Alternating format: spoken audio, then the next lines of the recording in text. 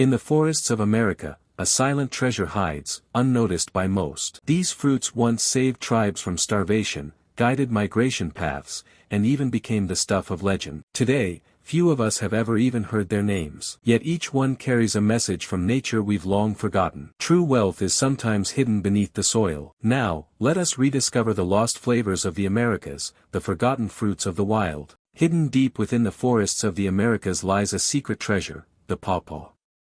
You may have never heard its name, yet it likely grows quietly just a few hours from where you live. This fruit, a miracle nearly forgotten today, sustained native tribes for centuries. Once, valleys from Ohio to Georgia, from Michigan to Missouri, were filled with pawpaw trees. For the indigenous people, this fruit was more than a treat, it was a lifeline. When ripe, the pawpaw looks unassuming from the outside. But open it, and you encounter nature's tropical surprise. Its creamy texture and flavor, somewhere between banana and mango, is nothing short of an American tropic. Perhaps that's why European settlers called it the poor man's banana. Yet for the native peoples, it was a symbol not of scarcity, but of nature's generosity. The pawpaw was not merely food. It fueled journeys and ensured against harsh winters. Tribes would mash ripe fruits into thick pastes, then sun-dry them into durable food blocks. These blocks lasted for months, providing energy on long hunts or migration routes. Modern science tells us that the pawpaw contains more vitamin C than an apple, as much potassium as a banana, and is rich in fiber. In other words, the survival snack of the past was, in fact, a natural energy bar. Yet the pawpaw's fate was as fragile as its flavor. Its skin is thin, its flesh delicate, so delicate that even a glance could spoil it. It never made it to supermarket shelves. Try to transport it, and in just a few miles, all you have is a fragrant tropical mush in your hands. Too sensitive for commerce, too special for nature, it was a fruit caught between worlds. Over time, cultivation declined, knowledge faded, and the pawpaw retreated into the forest's depths. But nature never forgets. Even today, pawpaw trees quietly bear fruit at the foot of the Appalachian Mountains, along the Ohio River, and in the forests of Kentucky. Every fall, as the ripe fruits drop from the branches, the woods fill with a sweet scent, a mix of banana, vanilla, and mango. Modern foragers, new generation nature enthusiasts, are following that scent. Some plant pawpaw orchards behind their homes, some chefs add pawpaw ice cream to their menus. Across America, an annual pawpaw festival celebrates this forgotten fruit's renaissance. One of the most fascinating things about the pawpaw is how it ripens. One day it's green and rock-hard, the next, soft and creamy. Miss the perfect moment, and all that's left is brown mush. But pick it at the right time, and you taste nature's purest gift. A bite of the tropics, a bite of history. To the native peoples, the pawpaw was not just a flavor, it was wisdom. It taught patience, sharing, and gratitude. Today, in our fast-paced, industrial world, we've forgotten that patience. Yet perhaps somewhere, deep in the forest, a voice still calls. True wealth ripens slowly. And the story of the pawpaw doesn't end here. Across the Americas, other forgotten flavors await. In the next chapter, we turn to a fruit whose bitterness transforms into healing, the chokeberry. Deep in the forest, small black berries glisten on a bush. They look inviting, much like blueberries. But anyone who takes a bite reacts the same way. The mouth instantly dries, the tongue sticks to the roof, and the face twists in surprise. This is why it's called the chokeberry, literally, the fruit that chokes. Yet the irony is striking. What repels at first is actually a life-saving miracle. Centuries ago, the native tribes of North America had long discovered the hidden power behind its harsh taste. As summer faded, finding food grew harder. Game migrated, fruits withered, plants died. At that time, the most valuable resource in the hands of the tribes was these bittersweet little berries.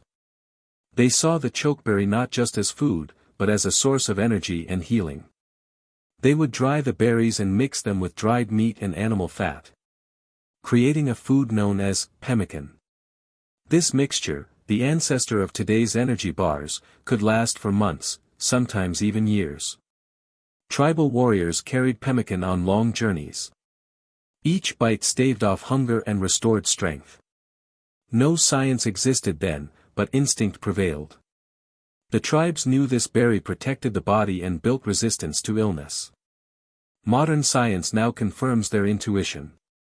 Chokeberries contain some of the highest natural antioxidant levels. A single handful has nearly twice the antioxidants of blueberries.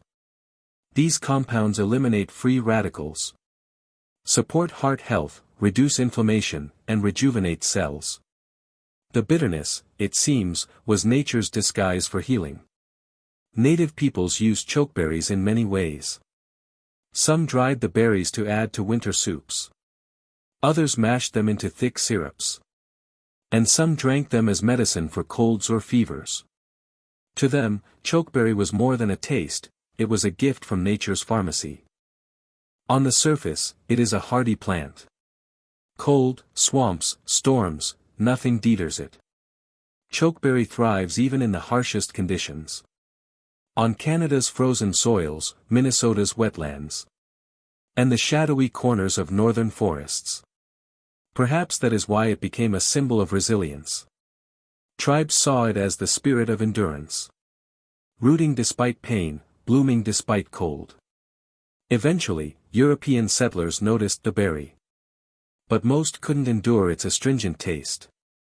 Not edible, they said, and it was forgotten. Yet some indigenous peoples carried this knowledge through generations. Today, that legacy is being reborn in modern kitchens. Chokeberry jams, wines, and juices are gaining popularity once again. Many researchers even call chokeberry the superfruit of the future. The tiny fruit that once puckered mouths now reminds humanity. True healing rarely begins sweet.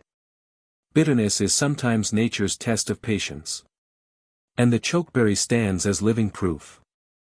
In the next chapter, we journey to the land of northern winds.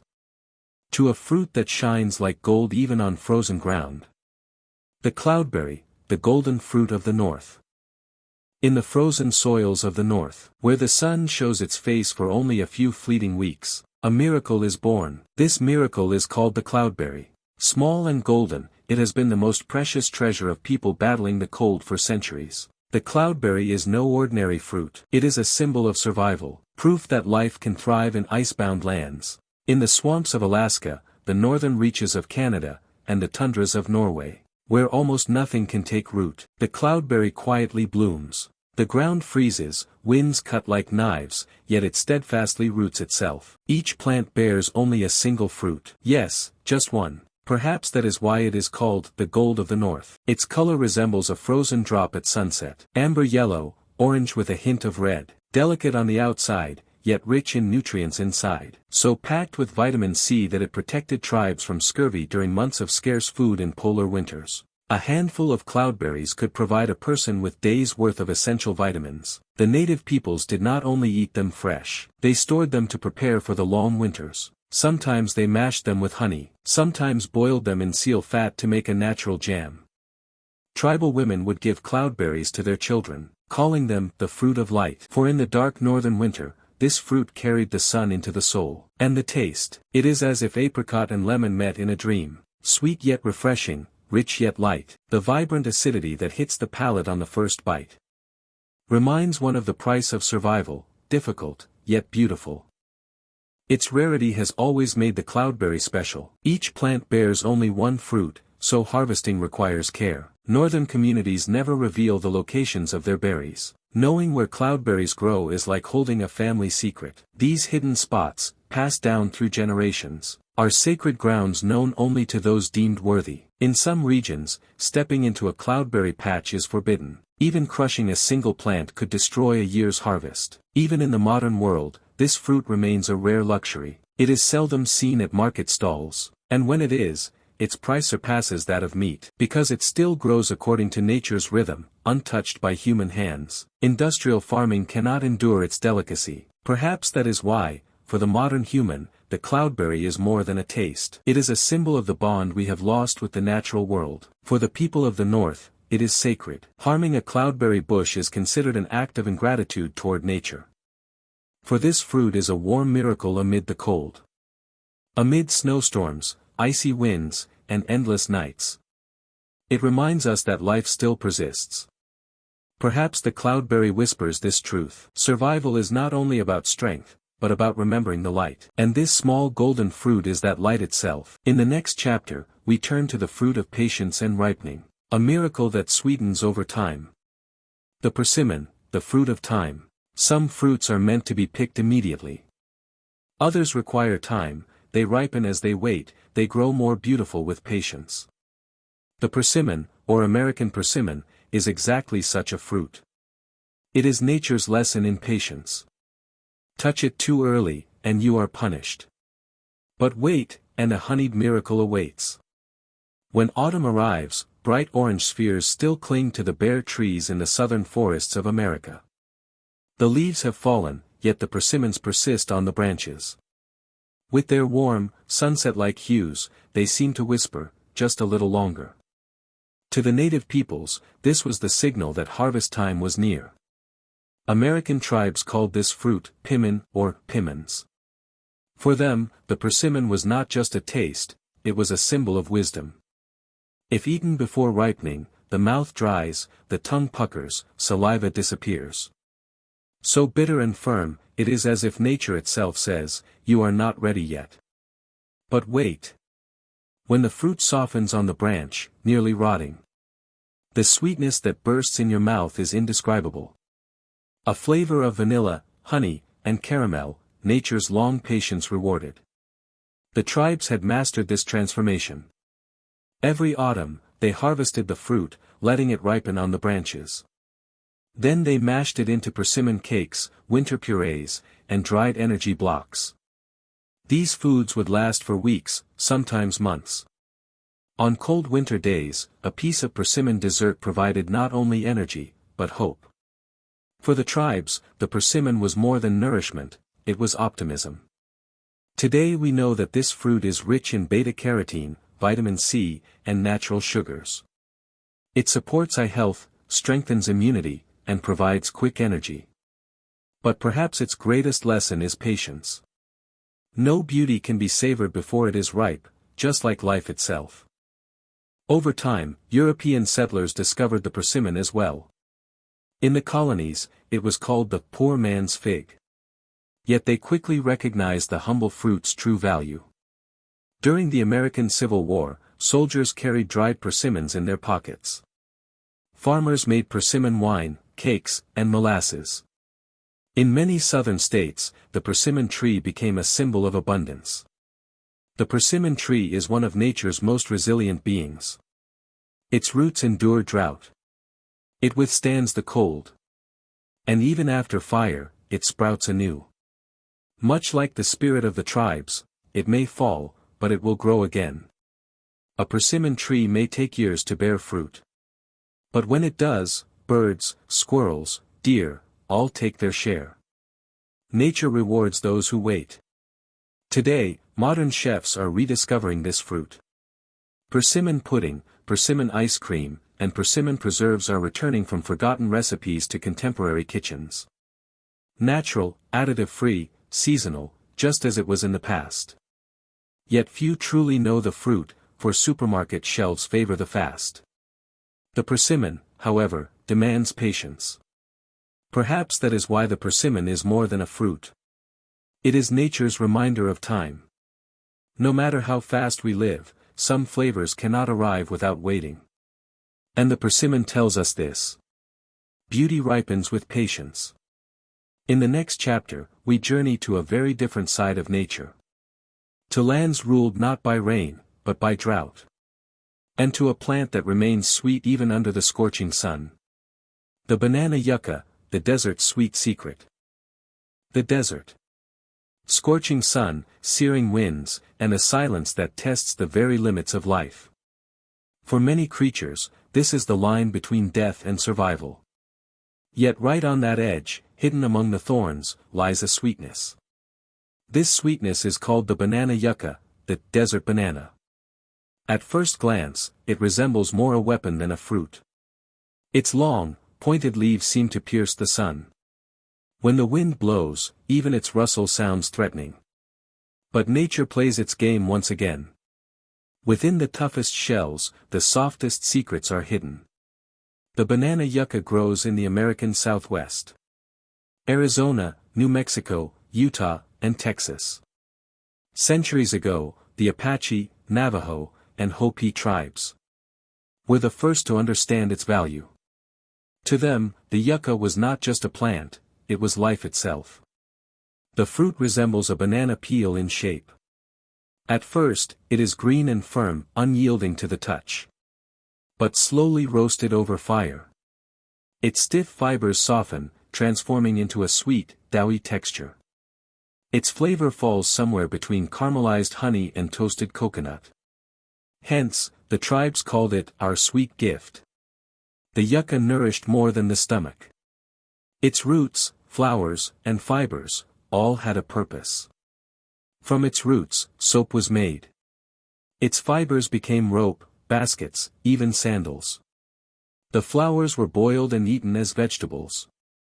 And the fruit, roasted and dried, became winter sustenance.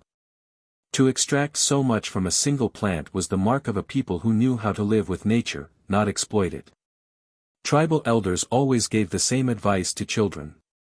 Do not harm the yucca, for it will keep you alive. This was a sacred law for the desert people, teaching survival through respect and cooperation. Modern science confirms their intuition. Yucca fruit is rich in vitamin C, calcium, and fiber. Natural saponins from its roots possess antibacterial and cleansing properties, even used in modern medicine. This plant is not only a healer of the past but a source of wellness for the future. Another secret of the yucca lies in its resilience. Even after months without rain, it stores water in its leaves. Even when the soil is sandy, its roots dig deep to find moisture. When temperatures soar above 113 degrees Fahrenheit 45 degrees Celsius, it curls its leaves, living in harmony with the sun rather than fighting it. It does not try to conquer nature, it follows its rhythm. Perhaps that is why the desert still breathes. Thanks to plants like the yucca. Today, the banana yucca is being rediscovered. Chefs craft jams, marmalades, and even desert desserts from its fruit. Yet it remains rare in markets. Cultivating it requires patience and respect. The yucca cannot keep pace with industrial speed. It lives according to nature's tempo. Perhaps this plant quietly whispers. Survival is not just about strength. It requires harmony, the sense to find water where it hides. The story of the banana yucca is exactly that. How to stay sweet even amid drought. And after this sweet tale, we turn our gaze to the salty winds, to coasts alive with the sound of waves. In the next chapter, we witness a fruit that grows by battling the wind. The beach plum, the fruit of the wind. On the ocean's edge, where the wind never ceases and the ground is almost entirely sand, a fruit has taken root. This is a beach plum. It needs neither a sweet stream nor fertile soil. The eastern U.S. Salt, wind, and storms, these are the conditions in which it thrives. Its name is the beach plum, the fruit of the coast. At first glance, it seems delicate. But this small fruit is a living testament to nature's toughest bargains. But they're plums. No other fruit can endure such harsh conditions with such resilience. Its roots stretch into the salty soil beneath the sand. Every branch bends as if to challenge the storm, yet does not break. Spring or anything. Each spring, the ocean breeze brings it that much. Pink and white blossoms. Did have a little bit of Japanese By the end of beetles summer, on it, those blossoms yield but small, purple fruits that shimmer in the sun. They can destroy something. For Native American tribes, the beach plum was more than food, it was a miracle. For pollination. Because this plant bore fruit even where others could not. Them, Along now, the Atlantic coast, tribes harvested it from dunes tossed by storms, I have cows. turning it into winter sauces, and I also jams, put some and wood syrups. ashes around They it also extracted deep purple because pigments they from the say, fruit's skin. For To dye fertilization, fabrics, they need handcrafted 5, cords, 10, 10 and ceremonial fertilizer cloths. mixed with lime. The beach So plum if reflects I not have only something nature that but human needs character. lime, I just It does use not wood fight ashes the wind, because I have a it wood bends burner. with it. And It they'll anchors its basically do roots the same deeply and thing. waits for the storm to pass. So it's a nice little tree. And then, as if nothing just getting happened, started it bears here. fruit again. Perhaps And, that is why those who knew this pay a little plant more attention to it called because it the tree it's of been giving me patience. some fruit this year, and I For, like it. like people, It's kind of survival unique. sometimes I depends read less a on little bit about resisting them, and they more say on they're adapting. kind of an ultra its flavor, niche like market life itself, fruit. is Some balanced. people like the Neither the entirely jam sweet made nor with the beach entirely tart. plums. And Eaten I fresh, believe it they're leaves a from, slight found bitterness from on the about tongue. Maine to But cooked, that Maryland bitterness or New transforms Jersey into or a deep, something like that wine-like along the East richness. Coast. Tribal So women would it's simmer doing beach nice plums for me slowly over the this hearth. year. And During the coldest I like winter it, nights, so I'm going to try to the take a aroma little filled bit. small dwellings with hope. Even today, along the East Coast, some small towns host beach plum festivals. Locals Enjoy continue some of this these tradition for beach generations. plums every year Each now. autumn, they gather at the seaside, I have a lot of picking different fruits in things. baskets, I like to then look turn them through into the, jams to gift their neighbors. the nursery It is more than a catalogs festival. and things, and just try It something is a restoration different. of connection And so, got all between kinds of people different and nature, plants growing between around past here, and this is present. one that I just tried. In the modern world, I've been the mowing beach around plum it is and putting gaining some wood renewed ashes and appreciation. some fertilizer. Small and producers seeing if make it would organic do well jams, here. wines, and it's juices doing from this okay. fruit. It's not spectacular. People have realized but that this tiny I'm fruit, kinda happy surviving with on it the this edge year. of the ocean, And so is a that's symbol that's of beach plum. resilience, harmony with nature, I did and look simplicity. on the computer, But what and makes I the see beach that plum Stark special is Brothers not only its sells them, toughness. and I suspect It is the that, ecosystem it supports. that would be Rooted the in same, the dunes, it prevents stock erosion as and this one here, stabilizes the because I soil. bought this from Miller Its blossoms Nurseries, are and I the have first another source one of nectar too, for bees just and behind butterflies me. in spring. You need 2 of them Birds for nest in its pollination. branches, But I bought these from Miller and salt Nurseries, carried by the sea and clings Miller to was its bought leaves. out by Stark. The So, beach plum is not just I a kinda go fruit, with that. it is the heart of the Anything that I coastal bought from ecosystem. Miller, if I want it, A wind I blows, get sand it from shifts, Stark, and usually yet it works remains out. upright. This So, is why the fruit it's is a called nice the little fruit of the tree. wind. Again, it's called Because, the beach like the plum, wind, little it small carries the plums. They look unseen. like grapes, at least on this one. I've Patience, seen some resilience, pictures where and they're the a little quiet bigger. Maybe when persistence the of tree life. gets a little larger, the plums Perhaps will the get beach larger. plum reminds us of But this. it's kind of unique. To take kinda root neat. in life, It's all organic, sometimes it is not about defeating and the storm, I like it. but so, learning to dance with it. I guess that's about Now, all as I have we to say approach about the end of beach these plum. stories, let us step Talk back to you and see the later. bigger picture. The shared secret these fruits tell.